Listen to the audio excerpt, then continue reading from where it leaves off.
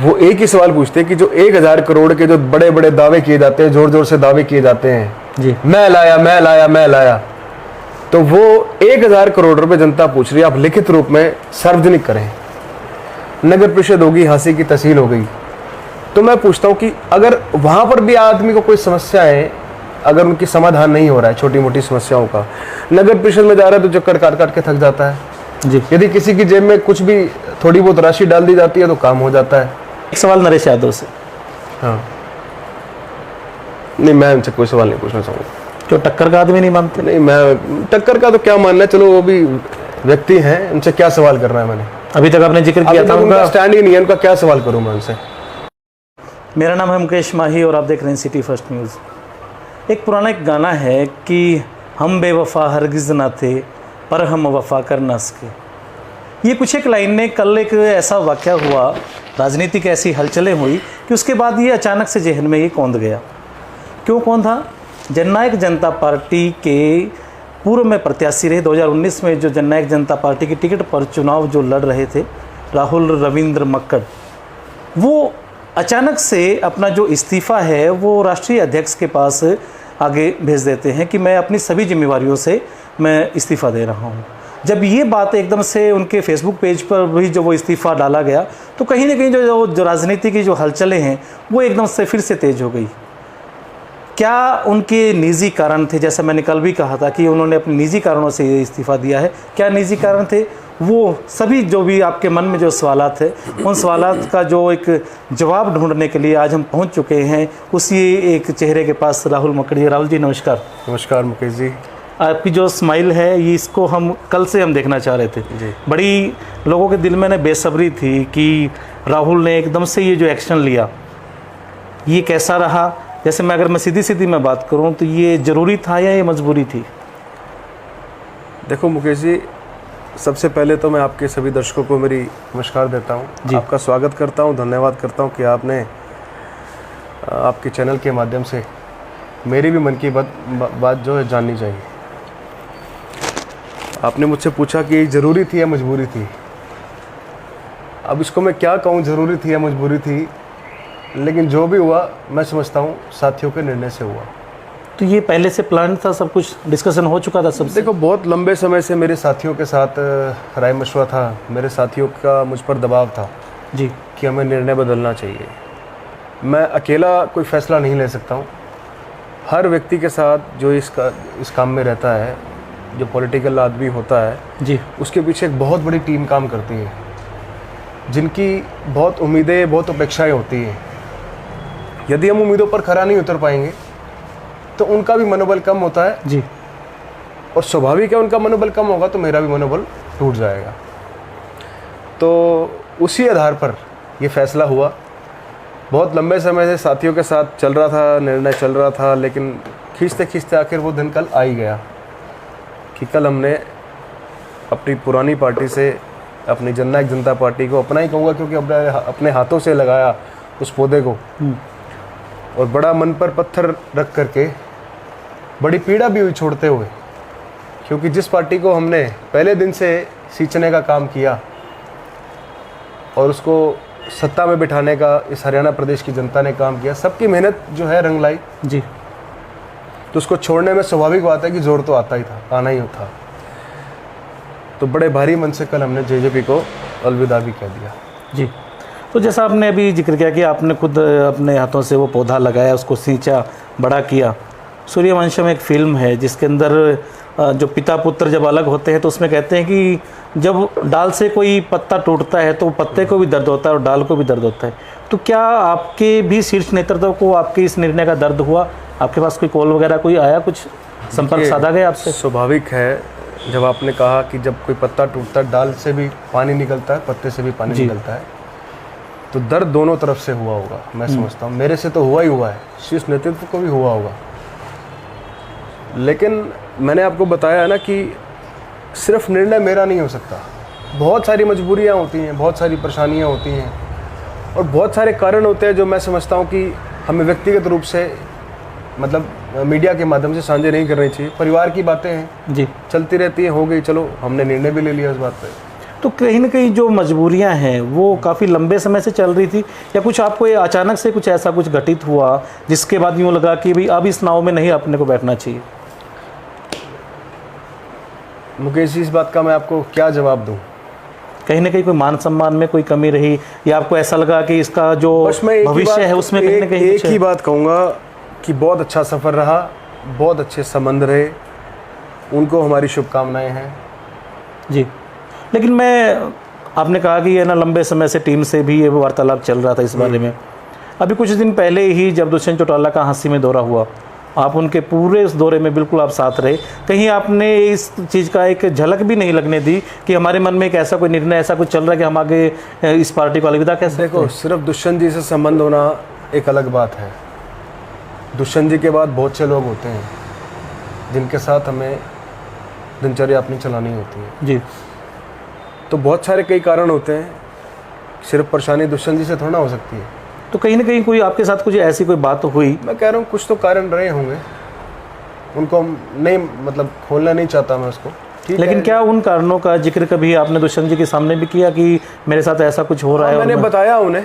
तो कैसा उनका एक रवैया कैसा रहा? उनका रवैया सख्त भी रहा कि ऐसा नहीं होना चाहिए। तो चलो कोई बात नहीं, अब हमने अपना निर्णय ले लिया कुल मिला के। जी।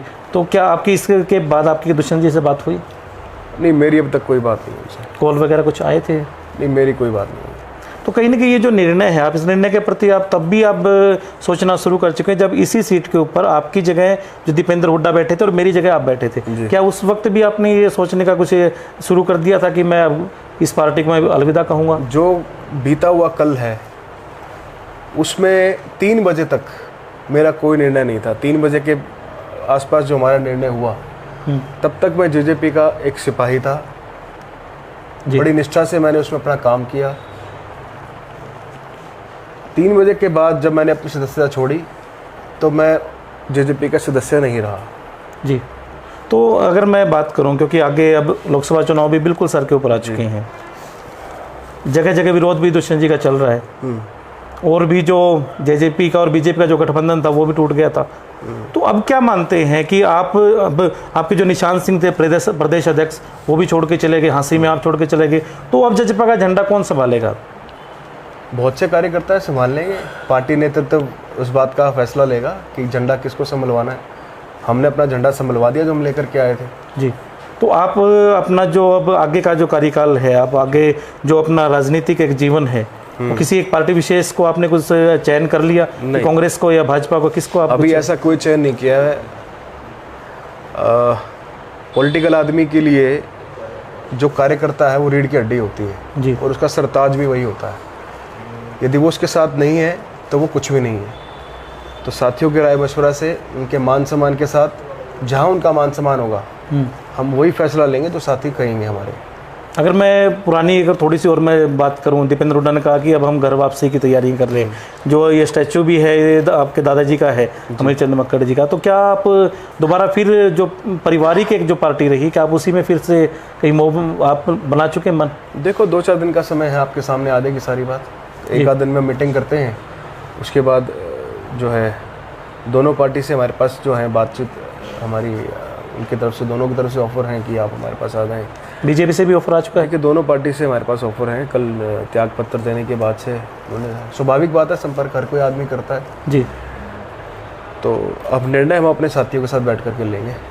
तो जो भी हमने फैसला लेना है जी, जहाँ भी सबकी राय मशवरा होगी, जहाँ भी सबकी सहमति होगी, हम उस पार्टी से अपना बातचीत बढ़ा करके अपना निर्णय लेंगे। 2019 में आपने जो विधानसभा का जो आपने चुनाव लड़ा, आपकी जो टक्कर थी सीधा सीधा विधायक विनोद भ्याणा से थी। 2019 के बाद अब जो है 24 में विधानसभा चुनाव आ रहे हैं, तो इसको देखते हुए क्या आप उसी पार्टी में तो आप जाने का विचार बना रहे हैं कि जिसमें विधायक जी पहले से बैठे हुए हैं? देखो, पहली बात तो मैं आपको ये कहता हूँ कि क्या पिछली बार विधायकों की टिकट नहीं कटी? ऐसा कुछ नहीं होता। अच्छा, कहीं ना कहीं आप ये इशारा कर रहे हैं कि विधायक की टिकट कट के आपको मिल सकती है? नहीं, मैंने ऐसा कोई इशारा नहीं करा। मैंने आप कह रहे हैं कि पहले भी टिकट कटी।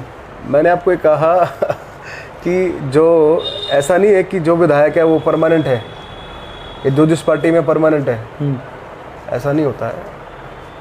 पार्टियों नहीं, का वैसे तो फैसला है। राजनीति में जो है वो तारीखें ध्यान में ही नहीं रहती, क्योंकि किसको पता था कि जो हजका की टिकट पे जीतने के बाद में जो विधायक विनोद बियाना अपनी पार्टी बदल सकते हैं, ऐसा तो कुछ वो नहीं है।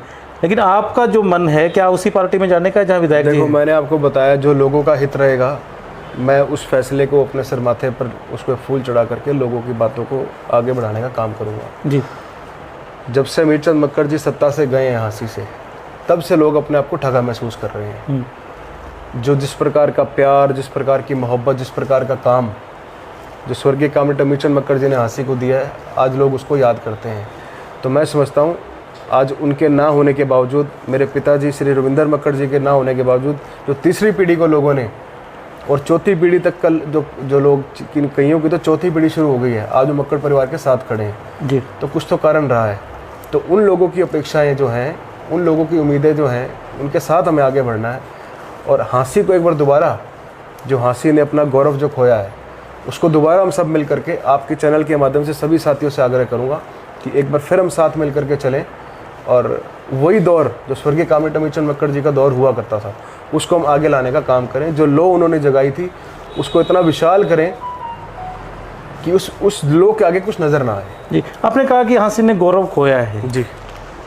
1000 करोड़ की बात चल रही है कि 1000 करोड़ रुपए जो है वो हाँसी में लग चुके हैं। आप कह रहे हैं कि गौरव खोया है। आप हाँसी रहते हो कि कहीं बाहर रहते हो? नहीं रहता हाँसी में। आपको लगता है? नहीं, देखो हमारे लगने से कुछ नहीं होता। ये सवाल मैं भी आपसे पूछता हूँ, आपको लगता है क्या कि 1000 करोड़ रुपए लगा है? यदि आप हाँ भर देंगे तो मेरी भी हाँ है उसमें, मैं आपसे सवाल ही नहीं करूंगा। क्योंकि हमने भी उन जगहों को हमने कवर किया जहां नारियल फूटे। मुकेश, और कई लाखों कई करोड़ों कवर करना आपका फर्ज बनता है, ये आपकी ड्यूटी है कि आपके माध्यम से, क्योंकि आप भी चौथा स्तंभ माने जाते हो, आपकी ये ड्यूटी भी बनती है कि वो नारियल कहाँ विकास कार्य कहाँ चल रहा है, वो विकास है या विनाश है, उस विकास के पीछे बात के नारियल तक तो आपने दिखा दिया। लेकिन मैं आपसे भी एक गुहार लगाना चाहूँगा, उस नारियल के बाद भी लोगों की जो राय है या जो काम जो उन्होंने कर दिया है, उसका भी आप जरूर दिखाने का काम करें कि वो 1000 करोड़ रुपए कहाँ लगा है शहर कोई में। एक काम आप गिनाए कि जहाँ पे कुछ ना कुछ हुआ है, वहाँ हम जाने की जरूर कोशिश करेंगे। चलो उस पर भी हम आएंगे, आप चिंता मत करो, पूरे सवाल भी करेंगे, जवाब भी देंगे और मजबूती से पूछेंगे। सड़क पे आकर के वहीं खड़े होकर के पूछेंगे, सवाल हम करेंगे, जवाब उनको देना पड़ेगा। जी चलिए, अब आप मूड में तो हैं ही, एक सवाल तो पूछ ही लेते हैं, जवाब मैं ले आऊँगा। आप पूछिए, चलिए एक सवाल पूछिए आप। मुकेश जी कोई नहीं, इस पर भी होमवर्क करके पूरा हम आपसे सवाल मैं आपको दे देता हूँ। गीता चौक है तो शाम चुंगी का रोड है, आमटी तालाब का रोड है, मैंने अभी रोड है अभी। चलो अब आपने पूछ ही लिया है तो आप देखो, अभी पीछे जो इतना बड़ा प्रोटेस्ट हुआ क्रांतिकारी चौक से रोड से, जो अपना जो जितने दुकानदार थे वो जो रोड के लिए, जी गैस एजेंसी, मैं तो बधाई देता हूँ लोगों को कि जनता जागरूक हो गई है। लेकिन उसमें कहीं ना कहीं जो लोग वो आरोप भी लगा रहे थे कि इसमें राजनीतिक लोग भी गुस्से में हैं। देखो मैं समझता हूँ कि जो लोग राजनीतिक रोटियां सेकने गए हैं वो गलत है। कईयों ने तो वहाँ टेंडर भी उठा लिए, मैं समझता हूँ वो गलत है। लोगों ने अपना रोष प्रकट करने का काम किया था। हर जगह पर ऐसा नहीं होता कि ये मैं बना दूंगा, मैं कुछ नहीं होता है, ये सरकार का काम है, सरकार करेगी। लोगों ने विधायक को चुना, विधायक सीधा सीधा आपका इशारा नरेश यादव चलो मेरा किसी की तरफ इशारा नहीं है, मैं तो किसी की तरफ कोई इशारा नहीं करता। आपने मेरे से सवाल करा, मैंने उसका जवाब दिया जी। लेकिन मैं एक बात से बड़ा खुश हुआ उस दिन कि हाँसी की जनता जागरूक हो गई। हाँसी की जनता को अपनी हकों की आवाज़ उठानी आ गई है। उठानी पहले भी आती थी लेकिन पता नहीं किस वजह से वो अपनी आवाज़ को बंद करके बैठे थे। जी, तो ये संकेत है उस आदमी के लिए जिसने 1000 करोड़ रुपए लगाए हैं। लोगों को सड़क पे आना अब आ गया है, अपनी डिमांड पूरी करानी आ गई है। अब उससे जो है ये बातें जो आगे बढ़ती चली जाएंगी। लेकिन अब आप देखो, गीता चौक की बात कर रहे थे, गीता चौक पे कितने 1.25 करोड़ के आसपास शायद लगा, नहीं 1.25 करोड़ ही लगा इसमें। 1.25 करोड़ में गीता चौक, गीता के नाम पर भी पैसा खा गए। आपको लग रहा है कि उसमें पैसा खाया गया? आपको नहीं लगता? मेरे ख्याल से तो अच्छी, बहुत शानदार जगह सुंदर बना है जी। हमारा सिर का ताज है गीता, हम उसे पूछते हैं, हमारी हिंदू संस्कृति का ग्रंथ है, लेकिन उसके नाम पर भी ऐसा काम करना, कहाँ जाएंगे? भगवान के घर ही जाना होगा। मैंने इस बारे में विधायक जी से बात की थी कि ये लोगों का ये आरोप है कि इसमें जो पैसा है वो काफ़ी गबन इसमें हुआ है। उन्होंने कहा कि लोगों का तो काम है कहना, हमने ऐसी चीज़ बना के दी है जो आसपास कहीं लोगों का काम है कहना, तो मैं लोगों से कहूँगा, लोग पूछेंगे जरूर इस बात को कि लोगों का काम है कहना, तो लोग ही वोट देंगे इस बार। जी। लोगों ने वोट दिया था और लोग ही पूछेंगे। क्या लग रहा है कि आगे की जो क्या कहते हैं डगर कठिन है पनघट की? अब हम मैदान में आएंगे, आपको दिखाएंगे। मैदान में पहले भी थे, बहुत सारी व्यक्तिगत मजबूरियां, गठबंधन की मजबूरियां रहती हैं कि आदमी खुल करके नहीं बोल सकता। मैं आज आपके सामने खुले मन से कहना चाहता हूँ जी। कि बहुत सारी मर्यादाएं होती हैं। जब आप गठबंधन धर्म में रहते हैं तो आपको मर्यादाओं का पालन करना जरूरी होता है। लेकिन कहीं ना कहीं आप भी तो उस सरकार में आप बराबर के शरीक थे। गठबंधन जब आपका था बराबर के शरीक थे। पैसा तो जो मान लीजिए कि 1000 करोड़ जब सरकार की तरफ से आया है तो 500 करोड़ तो मान लो आपकी तरफ से भी उसमें आपका हकदार है। मुझे सरकार पर कोई संदेश वो नहीं है। क्यों? उस टाइम तक तो जेजेपी जो है वो गठबंधन में थी। सरकार ने, मैं सरकार के ऊपर कोई आरोप नहीं लगा रहा कि सरकार ने पैसा दिया कि नहीं दिया। सरकार ने पैसा दिया होगा, वो भी हम जांच करा लेंगे कितना पैसा दिया। सवाल इस बात का है कि जिस व्यक्ति ने पैसा डिस्ट्रीब्यूट किया है उसमें पैसा कहाँ लगाया है। आप कह रहे हैं कि खुले मन से मैं खुला होकर मैं बोल रहा हूँ, डायरेक्ट क्यों नहीं बोलते आप? विधायक का बोलिए ना, डायरेक्ट विधायक का बोलिए ना। मुझे किसी का डर है? नहीं, ऐसा लग तो रहा है। ऐसा क्या लग रहा है? मैं आप तो खुद कह रहे हैं कि उस व्यक्ति आप डायरेक्ट बोलिए ना। चैलेंज कर रहा हूं मैं। आप डायरेक्ट बोलिए। मैं आपको बता रहा हूं, मैंने डायरेक्ट ही बोला है। पूछूंगा उनसे, मैं जवाब लूंगा। डायरेक्ट बोलिए। मैं विनोद विहाना से मैं पूछूंगा। हासी की आपने नाम ले दिया? नहीं, आप अपने मुंह से भी लीजिए ना। चलो, मैं विनोद विहाना से मैं पूछूंगा। नहीं, मैं पूछ लूंगा, मैं आपके माध्यम से पूछ लूंगा। मैं नहीं, या तो आप हमें ही माध्यम बनाइए या आप डायरेक्ट आप सवाल पूछ रहे हैं ना, आप सवाल पूछिए ना डायरेक्ट। आप ये सवाल मुझसे तब करें जब मैं उनसे डरता हूं किसी से।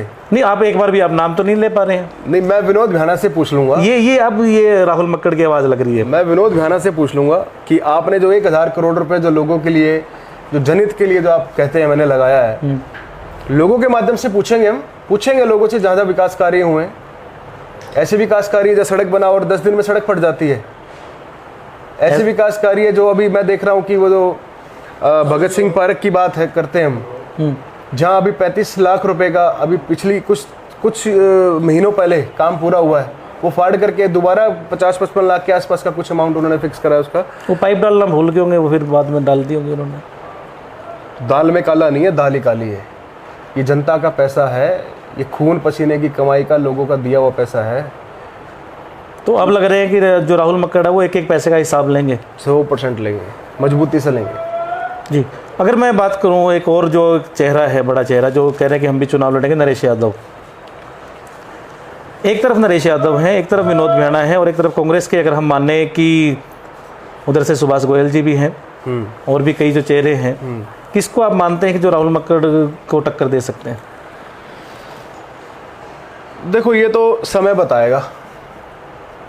अभी हमने कोई निर्णय ले लिया है कि किस पार्टी में हम जा रहे हैं, किस पार्टी में हम जाएंगे, वो शीर्ष नेतृत्व हमें किस प्रकार का मान सम्मान देगा, हमारी क्या जिम्मेवारी लगाएगा। जो वो जिम्मेवारी लगाएगा उसको हम बखूबी निभाने का काम करेंगे। वो हमें अगर इस काबिल समझेगा, कौन सी पार्टी का शीर्ष नेतृत्व, वो यदि हमें इस काबिल समझेगा कि हमें विधानसभा चुनाव लड़ना चाहिए तो हम जरूर लड़ेंगे, और लड़ेंगे भी, क्यों नहीं। आप नायब सैनी की बात कर रहे हैं या फिर आप भूपेंद्र सिंह हुड्डा की बात कर रहे हैं? दोनों में से कोई भी, आपके माध्यम से वो भी देखते होंगे, इस वीडियो को जरूर देखेंगे। तो आपने दोनों के लिए आपने खुला ऑफर छोड़ दिया कि जो भी आप आएंगे। देखो, नहीं, उन्होंने जो संदेश मेरे पास भेजना था, मेरे पास संदेश उनका मिल गया। अब बात, निर्णय रह गया हमारी तरफ से, मेरे साथियों की तरफ से, जिनकी बदौलत आज मैं यहाँ तक पहुँच पाया हूँ, जिनकी बदौलत आज ये परिवार खड़ा है जी। उनके मान सम्मान के साथ जहाँ उनका सम्मान होगा वहाँ हम जाने का काम करेंगे। तो ये जो सम्मान की अगर आप बात करें, आप अभी तक आप दुष्यंत चौटाला जी के साथ आप थे, लगातार उनका कदम कदम पे विरोध होता जा रहा है। क्या मानते हैं कि दुष्यंत चौटाला ने किसानों का सम्मान नहीं किया? किसान जब उनका जो विरोध जो कर रहे हैं।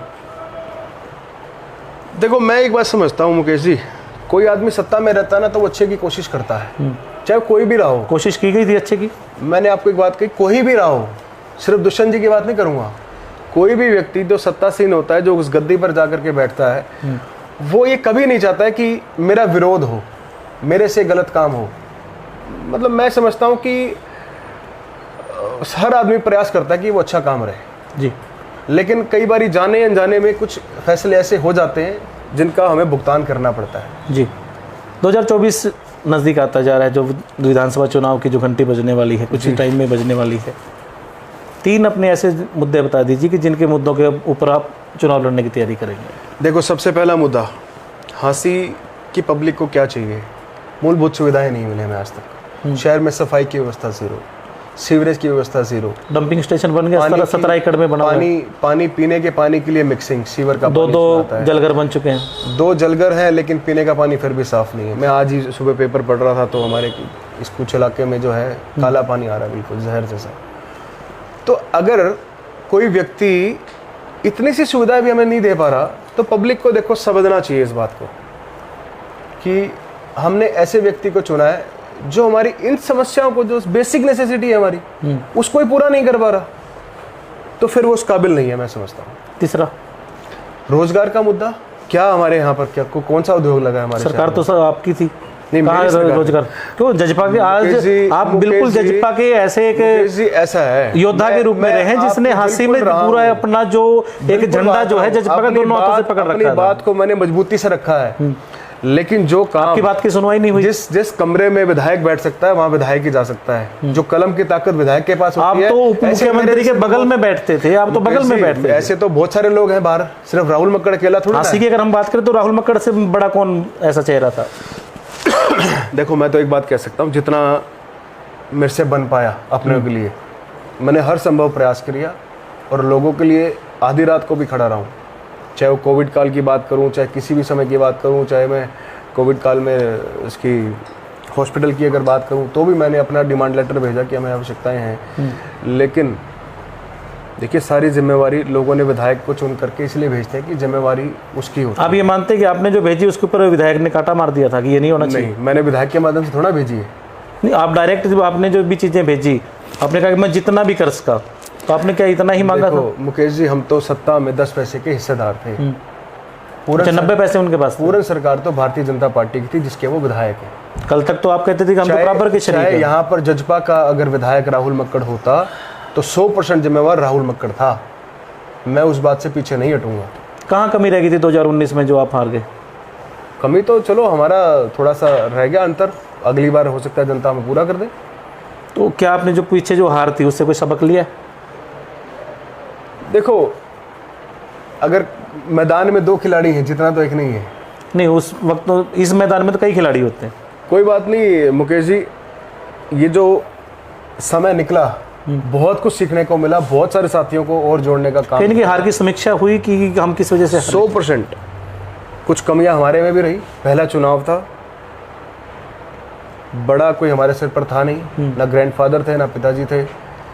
जितना हमें अनुभव था, हमें अपने हिसाब से पूरी लड़ाई लड़ी जी। लेकिन बहुत हद तक लोगों ने जो साथ दिया, 31,000 वोट थोड़े नहीं होते जी। ये भी उन्हीं लोगों ने हमें इस काबिल बनाया है।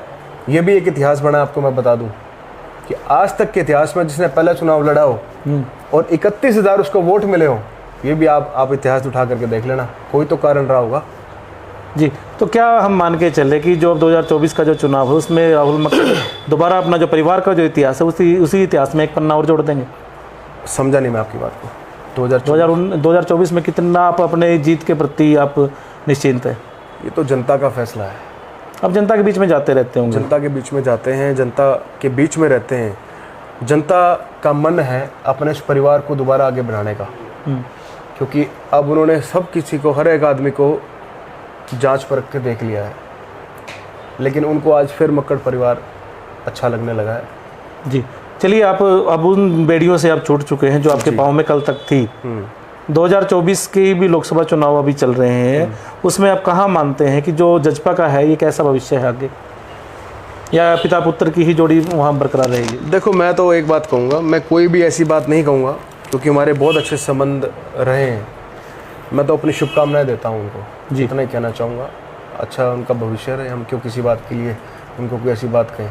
ऐसी शुभकामनाएं हमने दुष्यंत जी के मुँह से भी सुनी थी जब वो वहाँ से आए थे, कि जो पार्टी छोड़ के जा रहे हैं वो भी, उनके लिए भी हमारी शुभकामनाएं हैं। शुभकामनाएं दे सकते हैं, हम क्या कह सकते हैं। ढाणा गांव में दुष्यंत चौटाला पहुंचे थे, मैं बिल्कुल नज़दीक खड़ा था जी। और जब वहाँ बात चली तो उस टाइम पे दुष्यंत चौटाला ने कहा, और उन्होंने कहा कि एक जगह पड़ा हुआ पत्थर भारी हो जाता है। क्या मानते हो? आपको देख कर ही कहा था। चलो, मैं तो उस बात का एक बात कहना चाहूँगा, आपको अपने बात उठाई है तो पत्थर पड़ा है, उसके नीचे की जो ज़मीन है, उसके नीचे की जो माटी है वो निकल जा रही है, तो पत्थर क्या करेगा, पड़ा रहेगा। अब ये मान रहे हैं कि जो आपके जो साथी थे वो धीरे धीरे जो खिसकना शुरू हो पत्थर गए के नीचे जो माटी रखी है, पत्थर कहीं तो रखेंगे जी। अगर वो नीचे की माटी अगर वो निकल रही है, धीरे धीरे करके निकले जा रही है, तो पत्थर क्या करेगा ऑटोमेटिकली? अब यानी पत्थर ने जो अपनी जगह है वो चेंज कर ली, वहाँ की जगह मिट्टी change अब करेगा। अपने पास रखी है। तो मैं समझता हूँ इससे ज़्यादा मैं आपको कोई बात और कह नहीं पाऊँगा इस जी, बारे में। चलिए विधायक से 2 सवाल पूछ लीजिए, जवाब मैं लेके आऊँगा। एक तो यही पूछेंगे, पहले तो 1000 करोड़ का हमें जवाब चाहिए। हाँसी हल्के की जनता आपसे यही पूछना चाह रही है, क्योंकि जहाँ भी हम जाते हैं वो एक ही सवाल पूछते हैं कि जो 1000 करोड़ के जो बड़े बड़े दावे किए जाते हैं, ज़ोर ज़ोर से दावे किए जाते हैं, जी, मैं लाया मैं लाया मैं लाया, तो वो 1000 करोड़ रुपए जनता पूछ रही है, आप लिखित रूप में सार्वजनिक करें और वो दिखाएं कि 1000 करोड़ रुपए यहाँ लगा है। जी। दूसरा सवाल, सवालों के तो मैं कहूँ दूसरा 2-3 सवालों में बात थोड़ा खत्म होती है, लेकिन नहीं, चलो अभी तो आपने दो ही 2 ही पूछ दिए रहे हैं, तो मैं पूछता हूँ कि नगर परिषद से मैं उठा लेता हूँ एक सवाल। सवालों की तो भरमार है, सवाल तो इतने आप सोच भी नहीं सवाल सकते। बेशुमार हैं। बेशुमार हैं। नगर परिषद से उठा ले, आम जनता को क्या चाहिए? नगर परिषद से हर आदमी को प्रतिदिन कोई ना कोई काम रहता है। जी, नगर परिषद होगी, हाँसी की तहसील हो गई, तो मैं पूछता हूँ कि अगर वहाँ पर भी आदमी को कोई समस्या है, अगर उनकी समाधान नहीं हो रहा है छोटी मोटी समस्याओं का, नगर परिषद में जा रहा है तो चक्कर काट काट के थक जाता है। जी, यदि किसी की जेब में कुछ भी थोड़ी बहुत राशि डाल दी जाती है तो काम हो जाता है। तो ये कैसा सिस्टम चलाया हुआ है? जी। मैं तो भ्रष्टाचार का आप आपके ये माध्यम सवाल से वहाँ एक बात पूछो। कहना चाहूँगा उन लोगों को भी जो उनके चहेते ठेकेदार बन बैठे हैं, वो अपने ठिकाने पर घर वापस चले जाएं। अब जनता जाग चुकी है। जनता जाग चुकी है, सबका इलाज होगा बढ़िया तरीके से। जी, जितने भी ठेकेदार हैं, आपके माध्यम से उनको चेतावनी देना चाहता हूं मैं, इससे पहले कोई और कांड हो जाए, अभी से आप अपने आप को दुरुस्त करके अपना काम ठीक कर लें तो ठीक रहेंगे। जी। ये आपके 2 सवाल आपके विधायक से, और मैं आपसे वादा करता हूँ, ऑन कैमरा में वादा करता हूँ, इन 2 सवालों के जवाब मैं लेके चलो आऊँगा। आप जवाब ला दोगे एक तो मेरा सवाल। जवाब भी मैं आपको देने का काम करूंगा। एक सवाल नरेश यादव से, हाँ, नहीं मैं उनसे कोई सवाल नहीं पूछना चाहूँगा। जो टक्कर का आदमी नहीं मानते। नहीं, मैं टक्कर का तो क्या मानना है, चलो वो भी व्यक्ति हैं, उनसे क्या सवाल करना है मैंने? अभी तक आपने जिक्र अभी किया था तक उनका उनका, स्टैंड ही नहीं है, उनका क्या सवाल करूँ मैं उनसे? अगला तो कह रहा है कि मैं तो जो 11 दिन के अंदर ये पूरा रोड बना दूंगा, जो विधायक नहीं बना सके इतने चलो, महीनों वो तो में। पता नहीं क्या बना देंगे, वो तो थोड़ी देर में कुतुब मीनार भी बना देंगे यहाँ पर। उनको मैं क्या कहूँ और क्या ना कहूँ, लेकिन मैं ये समझता हूँ कि इतना अहंकार नहीं होना चाहिए किसी व्यक्ति के अंदर। उनके लिए आप ब्लैंक छोड़ के जा रहे हैं। मैं उनके लिए कोई बात नहीं करना चाहूँगा। जो हाँसी की जनता से एक संदेश। देखो, हाँसी की जनता को मैं एक ही संदेश दूंगा कि आपका बेटा, आपका लाडला, आपके दिखाए हुए फैसले पर, आपने जैसे मुझे कहा उसी प्रकार से मैंने अपना फैसला सुनाया। अब अगला फैसला भी आप ही के माध्यम से, आपके साथ रह करके हम फैसला लेंगे, और आपसे यही अपेक्षा उम्मीद करता हूं कि आप आगे बढ़ चढ़ के हिस्सा लें और अपनी हितों की रक्षा जो है, अपने जो दिन भर कर जो काम है, जो हमारे विकास काम है, जो भी हमारे आसपास की जो चीज़ें रहती हैं, उनकी आवाज़ उठाने की कोशिश करें। जी, बस मैं तो आपके माध्यम से हाँसी की जनता को यही संदेश देना चाहूँगा कि भाईचारा बनाए रखें। चुनाव आ रहा है, किसी भी व्यक्ति से अपने द्वेष भावना ना पालें, जो अपना विचार है अपने साझा करें, चुपचाप से अपना कर लें बस। जी। 2024 में अगर मैं कार्यकर्ताओं से थोड़ा सा हटा के मैं बात करूं, किसी सिंबल पे लड़ना चाहेंगे या निर्दलीय लड़ना चाहेंगे? देखो, पॉलिटिकल आदमी की पहली सोच तो ये होती है कि वो किसी सिंबल से चुनाव लड़े। मुकेश जी, यदि मुझ में काबिलियत है ना तो मुझे सिंबल जरूर मिलेगा। सिर्फ राहुल मक्कड़ की बात करेंगे हम कार्यकर्ताओं से, हम डिसीजन। राहुल मक्कड़ में सब कुछ आ जाता है। कौन सा चाहते हैं? कमल चाहिए, हाथ चाहिए, जो भी चाहिए, जिसमें कुछ तो एक यूं होता है। देखो, जैसे मेरे को बड़ा एक चाव रहता है कि मैं इस कंपनी की शर्ट डालूं, मैं वो डाल नहीं पाता, वो अलग बात है, लेकिन मेरे मन में है, तो आप में भी कहीं ना कहीं होगा कि मैं कमल लेके चलूं, मैं हाथ लेके चलूं। जिस भी पार्टी में हमारे साथी चाहेंगे हम उसमें जाएंगे। मैं साथियों को मैंने पहले ही अलग किया था, मैं राहुल मक्कड़ मैं आपको बता दिल की बात पूछ रहा हूं। राहुल मक्कड़ साथियों से अलग हो नहीं सकता, क्योंकि राहुल मक्कड़ उन्हीं के साथ इतने जिस मुकाम पर पहुंचा है, उन्हीं की बदौलत पहुंचा है, तो उनसे अलग तो हो ही नहीं सकता, कि ये सवाल ही नहीं उठता। जी, चलिए, आने वाले चुनाव के लिए आपको बहुत बहुत शुभकामनाएं। बहुत बहुत धन्यवाद। और जो आपने जो सवाल जो छोड़े हैं, वो उन सवालों का भी हम जरूर जवाब लेने की चाहूँगा कोशिश कि आप करेंगे। मेरे सवालों का जवाब विनोद भैणा जी विधायक से आप जरूर लेकर के आएँ जी, ताकि मैं भी उनका उत्तर दे पाऊँ और जनता को हम बता पाएँ। जी। तो अब मैं ये कह सकता हूँ कि जो जितने भी और जो लोग हैं चुनाव लड़ने की मंशा रखते हैं, अपनी अपनी कमर कस लीजिए। राहुल मक्कड़ खुले बिल्कुल सभी जंजीरें तोड़ के खुले दिल से आ गए। पहले भी मैदान में थे, चुनाव आ गया, थोड़ा इलेक्शन मोड का जो है वो गेयर एक छोटा लगाना पड़ता है, तो अब गाड़ी को और स्पीड से आगे बढ़ाएंगे, अब टॉप गियर में चलने, तो गाड़ी चलती चलेगी, परमात्मा की दया और लोगों का। अच्छा, इलेक्ट्रिक है या कोई किसी पेट्रोल डीजल से चल रही है? ये फ्यूल ही अलग लेवल का है, अलग ही लेवल का है, अलग लेवल का फ्यूल है। नहीं, यानी कि जो जोश है वो पूरा बहुत हाई है, है, बहुत हाई है। हाँ ये। चलिए, बहुत बहुत धन्यवाद। राहुल मक्कड़ जी हमारे साथ जुड़े थे, और जैसा इन्होंने जो कुछ एक जो सवाल छोड़े हैं, विधायक जी तैयार हो जाइए, आऊँगा आपके पास भी आऊँगा, जल्दी ही आऊँगा, सवालों का जवाब लेके आऊँगा। आम जनता क्या सोचती है, राहुल मक्कड़ का जो जजपा को छोड़ने का फैसला है, कितना सही है, कितना गलत है, ये आप कमेंट बॉक्स के माध्यम से ज़रूर दीजिए। और अगर आप कुछ और पूछना चाहते हैं कि राहुल मक्कड़ इस प्रकार इस पार्टी में जाए, कुछ आप बताना चाहते हैं, कमेंट बॉक्स के माध्यम से आप जरूर, आप से भी मैं पब्लिक आपके से माध्यम से जी, चाहूंगा। राहुल जी यही बात कह रहे हैं, सुझाव हो आप अपना माध्यम से भी मुझे बता सकते हैं, क्योंकि आपके लिए हमने ये काम करना है, आपके लिए ही सब चीज़ें करनी है। मक्कड़ परिवार शुरू से आपके बीच रहता है, आपकी जो मूलभूत सुविधाएं हैं, जन समस्याएं हैं, आपकी जो भी ज़रूरतें हैं उनको पूरा करता है जी। तो उन्हीं ज़रूरतों को पूरा करने के लिए जो है हमने फैसला लिया है, तो हम आगे बढ़ते चलें। इस फैसले को अंजाम तक पहुंचाना अब आपके हाथ में है। क्या मानते हैं, कांग्रेस में जाना चाहिए, बीजेपी में जाना चाहिए, या निर्दलीय लड़ना चाहिए? और लेकिन मैं एक चीज़ मैं अपनी तरफ से जरूर मैं ऐड करूँगा, चाहे कांग्रेस के जो टिकट के चाहवान है, चाहे बीजेपी की चाहवान है, अपनी अपनी सीटों को ढंग से बांध लीजिए। राहुल मक्कड़ खुले दिल से अब दोनों हाथों में तलवार लेके आ चुका है, जहाँ कुछ भी गड़बड़ दिखे वहाँ पहुँच जाएंगे। और कैसा इनको आगे का जो डिसीजन है वो लेना चाहिए, आप कमेंट के माध्यम से हमें ज़रूर बताएं। धन्यवाद। जय हिंद, जय भारत।